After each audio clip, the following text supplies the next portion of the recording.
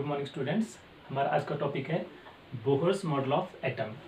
Niels Bohr ने 1913 में इस मॉडल को दिया, जो डेनमार्क के साइंटिस्ट थे। बोहर मॉडल के पोस्टुलेट्स इस तरह से हैं। पहला पॉइंट है इसका कि एटम के सेंटर में पॉजिटिवली चार्ज न्यूक्लियस प्रेजेंट होगा और उस न्यूक्लियस के चारों तरफ इलेक्ट्रॉन्स रिवॉल्व करेंगे एक फिक्स्ड पाथ के अंदर, सर्कुलर पाथ के अंदर। उस सर्कुलर पाथ को कहा गया ऑर्बिट। और ऑर्बिट जो है, इनको हम एनर्जी शेल्स और एनर्जी लेवल्स भी बोलते हैं। ऑर्बिट्स को नंबर दिया गया 1, 2, 3, 4 या KLMN, इस तरह से इनको नंबरिंग दी गई। सेकंड पॉइंट है बोहर मॉडल का कि जो ऑर्बिट्स हैं, जब तक ऑर्बिट्स के अंदर इलेक्ट्रॉन्स प्रेजेंट रहेगा तब तक उसकी एनर्जी चेंज नहीं होगी।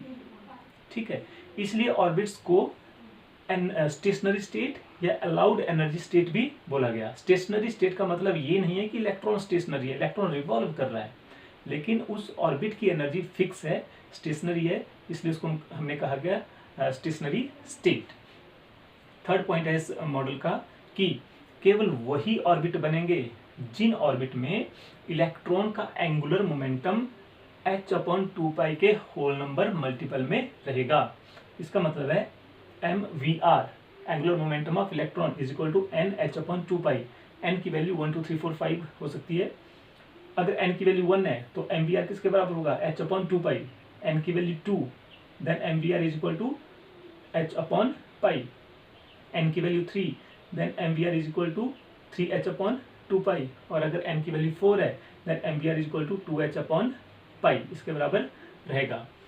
फोर्थ पॉइंट है बोहर्स मॉडल का कि जब इलेक्ट्रॉन एनर्जी एब्जॉर्ब करेगा तो वो अपने एनर्जी लेवल से एक्साइट होकर हायर एनर्जी लेवल पे चला जाएगा। जैसे इलेक्ट्रॉन फर्स्ट एनर्जी लेवल पे है, इसने एनर्जी एब्जॉर्ब की और ये फोर्थ एनर्जी लेवल पे चला गया।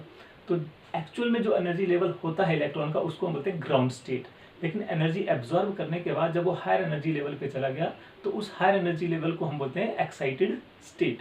एक्साइटेड स्टेट बहुत ही अनस्टेबल होती है, इसलिए इलेक्ट्रॉन एकदम से वापस अपने एक्चुअल एनर्जी लेवल पे आ जाता है। और जब वो हायर एनर्जी लेवल से एक्चुअल एनर्जी लेवल पे आएगा तो वो एनर्जी या रेडिएशन को इमिट करता है। ठीक है, तो इलेक्ट्रॉन जब शिफ्ट करता है ground state to higher energy state, excited state, या एक्साइटेड स्टेट से ग्राउंड स्टेट में आएगा, तभी वो एनर्जी या तो एब्जॉर्ब करेगा या तो एनर्जी इमिट करेगा। जब तक इलेक्ट्रॉन अपने एनर्जी ऑर्बिटल में है, ऑर्बिट में है, तब तक वो एनर्जी ना तो एब्जॉर्ब करेगा ना ही इमिट करेगा। ठीक है, नेक्स्ट है सक्सेसेस ऑफ बोहर्स मॉडल। क्या क्या सक्सेसेस है? पहली सक्सेस है इसकी कि बोहर एटॉमिक मॉडल ने एटम की स्टेबिलिटी को एक्सप्लेन किया। बोहर ने बोला जब तक इलेक्ट्रॉन ऑर्बिट के अंदर है तब तक ना तो एनर्जी लूज करेगा ना तो गेन करेगा, तो एटम कैसा रहेगा? बिल्कुल स्टेबल रहेगा। सेकंड इसकी सक्सेस है इट एक्सप्लेन्स हाइड्रोजन स्पेक्ट्रम। जैसे बोहर ने कहा कि इलेक्ट्रॉन एनर्जी एब्जॉर्ब करेगा तो वो मान लो E2 एनर्जी स्टेट से E1 एनर्जी स्टेट से E2 एनर्जी स्टेट पे चला गया, तो कितनी एनर्जी उसने एब्जॉर्ब की हम कैसे निकाल सकते हैं? Delta E is equal to E2 minus E1, दो एनर्जी लेवल का डिफरेंस, एनर्जी का डिफरेंस। और हमें पता है E is equal to H nu के बराबर होता है, तो डेल्टा E एच न्यू के बराबर होगा। डेल्टा E की वैल्यू सब्स्टिट्यूट कर दी हमने, E2 minus E1 is equal to H nu. यहाँ से हम फ्रीक्वेंसी निकाल सकते हैं, nu is equal to E2 minus E1 upon H. एक और रिलेशन हमें पता है, nu is equal to C upon lambda के बराबर होता है, तो हमने न्यू की जगह C अपॉन लैम्डा लिख दिया, which is equal to E2 minus E2 minus E1 upon H. और लैम्डा के लिए रिलेशन आ जाएगा HC upon E2 minus E1। H और C दोनों कांस्टेंट होते हैं। इसका मतलब है कि जब भी ट्रांजिशन होगी डिफरेंट ऑर्बिट्स के बीच में, तो एक फिक्स्ड वेवलेंथ की रेडिएशन को या तो एब्जॉर्ब किया जाएगा या तो इमिट किया जाएगा। सेकेंड है इसमें हाइड्रोजन स्पेक्ट्रम। हाइड्रोजन स्पेक्ट्रम जैसे हमने पहले कहा था कि इसमें डिफरेंट सीरीज बनती है, Lyman series, Balmer series, then Paschen, Brackett, Pfund, Humphrey series, 7 type की सीरीज रिसेंटली एक और डिस्कवर की हुई है। तो बोहर ने बोला कि जब किसी भी हायर एनर्जी लेवल से इलेक्ट्रॉन जंप करके फर्स्ट एनर्जी लेवल पे आएगा तो जो सीरीज बनेगी उसको बोलेंगे हम लेमन सीरीज। किसी भी हायर एनर्जी लेवल से इलेक्ट्रॉन जंप करके जब सेकंड एनर्जी लेवल पे आएगा तो बाल्मर सीरीज बनेगी। किसी भी हायर एनर्जी लेवल से इलेक्ट्रॉन जंप करके जब थर्ड एनर्जी लेवल पे आएगा तो पास्टन सीरीज बनेगी। जब इलेक्ट्रॉन जंप करके फोर्थ एनर्जी लेवल पे आएगा तब ब्रैकेट सीरीज बनेगी। जब हायर एनर्जी लेवल से इलेक्ट्रॉन जंप करके फिफ्थ एनर्जी लेवल पे आएगा तो फंड सीरीज बनेगी। और जब इलेक्ट्रॉन सिक्स्थ एनर्जी लेवल पे जंप करके आएगा किसी भी हायर एनर्जी लेवल से तब हम्फ्री सीरीज बनेगी। थर्ड सक्सेस है इसकी, energy of electron in orbit of hydrogen atom can be calculated. Hydrogen atom के अंदर जो ऑर्बिट हैं जिनके अंदर इलेक्ट्रॉन प्रेजेंट है उनकी एनर्जी को कैलकुलेट किया गया बोहर के द्वारा। इसके लिए बोहर ने रिलेशन दिया En is equal to minus RH 1/n²। n is equal to 1 2 3 4 5 6 etcetera. इसमें RH क्या है, इसको कहा गया Rydberg constant which is equal to 2π² me4/h²। हमने RH की वैल्यू सब्स्टिट्यूट कर दी तो En energy in nth orbit किसके बराबर आ जाएगी, minus 2π² me4 divided by n² h²। और इसको जब हमने वैल्यू सब्स्टिट्यूट की तो आ जाएगा En is equal to minus 2.18 into 10⁻18 divided by n²। ये जो वैल्यू है 2.18 इंटू 10⁻18 ये रेडबर्ग कांस्टेंट की वैल्यू है। इलेक्ट्रॉन वोल्ट में ये वैल्यू आ जाएगी En is equal to minus 13.595 electron volt upon n² per atom. एक इलेक्ट्रॉन वोल्ट किसके बराबर होता है, 1.6022 इंटू 10⁻19 जूल। और किलो जूल में ये एनर्जी की वैल्यू आ जाएगी En is equal to minus 1311.8 divided by n² kilo joule mole inverse 1। Simplicity के लिए हम इसको लिखते हैं minus 1312 divided by n² kilo joule mole inverse 1। अब फर्स्ट एनर्जी लेवल के लिए अगर हम एनर्जी निकालना चाहते हैं तो हम n² की जगह 1 n की जगह 1 लिखेंगे तो 1² किसके बराबर आ जाएगा, 1 के बराबर। तो फर्स्ट एनर्जी लेवल के लिए एनर्जी की वैल्यू कितनी आ गई, माइनस 1311.8 किलो जूल पर मोल।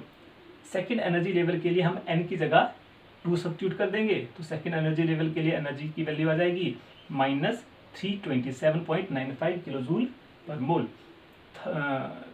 थर्ड एनर्जी लेवल के लिए एनर्जी की वैल्यू आ जाएगी माइनस 145.75 किलो जूल पर मोल थर्ड एनर्जी लेवल।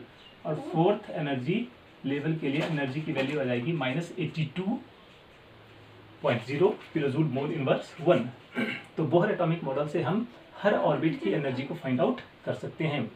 इसके बाद है बोहर रेडियस।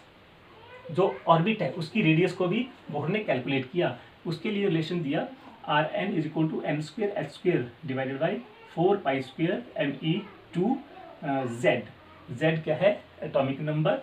हाइड्रोजन के केस में z की वैल्यू हमेशा 1 है तो n² को छोड़ के बाकी सारी वैल्यू सब्स्टिट्यूट कर दी और इसको हमने एक और कांस्टेंट के रूप में लिखा Rn is equal to a0 n²। a0 की वैल्यू कितनी आ जाती है इसमें, 52.9 पिकोमीटर। अब फर्स्ट ऑर्बिट की रेडियस हम निकाल सकते हैं। n² में n की वैल्यू 1 सब्स्टिट्यूट की तो रेडियस की वैल्यू आ जाएगी 52.9 पिकोमीटर। सेकेंड ऑर्बिट के लिए हमने n की जगह 2² लिखा तो रेडियस की वैल्यू आ जाएगी 211.6 पिकोमीटर। थर्ड ऑर्बिट के लिए हमने n की वैल्यू 3 सब्स्टिट्यूट की तो Rn किसके बराबर हो जाएगा, 52.9 इंटू 3 का square which is equal to 476.1 picometre. तो हम रेडियस की वैल्यू भी इसमें कैलकुलेट कर सकते हैं। नेक्स्ट टॉपिक है हमारा फॉर हाइड्रोजन लाइक एटम। जो है रेडियस का रिलेशन क्या हो जाएगा, जो हाइड्रोजन की तरह जो आयंस हैं, हाइड्रोजन लाइक आयंस, उस केस में Rn is equal to a0 n² divide by z। ये जो यहाँ पे रिलेशन आया है इसको हमने z से डिवाइड किया हुआ है। z क्या है, z इज एटॉमिक नंबर। या इसकी वैल्यू जब हमने सब्स्टिट्यूट कर दी 52.9 n² डिवाइड बाई z कर देंगे, पिकोमीटर में आ जाएगा। नेक्स्ट टॉपिक है हमारा explanation of line spectrum of hydrogen atom. Hydrogen atom में जो लाइन स्पेक्ट्रम आया है उसके लिए एक्सप्लेनेशन दी हुई है। ये चीज़ हमें पता है कि हाइड्रोजन स्पेक्ट्रम कैसे बना, जब फाइनल स्टेट से इनिशियल स्टेट में इलेक्ट्रॉन जंप करके आया। तो हम एनर्जी फाइनल स्टेट और इनिशियल स्टेट के डिफरेंस की एनर्जी हम निकाल सकते हैं। Delta E is equal to E final minus E initial, F for final, I for initial. E final की value minus R H upon 2 और इनिशियल की value E I is equal to minus R H upon N I square. E final की value क्या है, minus R H upon N F square. ठीक है, अब हमने ई एफ और ई आई की वैल्यू सब्स्टिट्यूट कर दी। Delta E is equal to minus R H upon N F square minus minus R H upon N I square which is equal to R H common ले लिया, R H bracket के अंदर 1 upon N I square minus 1 upon N F square. Again we know that delta E is equal to H nu, तो nu किसके बराबर हो जाएगा, delta E upon H. Delta E की वैल्यू हमारे पास ये है, तो हम इसको एच से डिवाइड कर देंगे, न्यू आ जाएगा। Nu is equal to R H upon H bracket में 1 upon N I square minus 1 upon N F square. इसको जब हम सॉल्व करेंगे तो ये आ जाएगा हमारे पास nu is equal to 3.29 into 10 की power 15 with in bracket 1 upon N I square minus 1 upon N F square in hertz, hertz में आ जाएगा।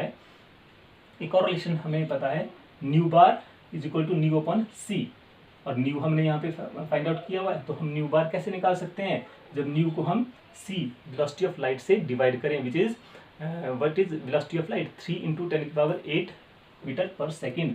तो न्यू बार हमारे पास आ जाएगा 1.09677 इंटू 10 की power 7 with in bracket 1 upon N I square minus 1 upon N F square metre inverse 1। Mathematical portion है, जितना आप इसको अच्छे से देखेंगे और रिवाइज करेंगे उतना ही आपको ये समझ आएगा। ठीक है, थैंक यू।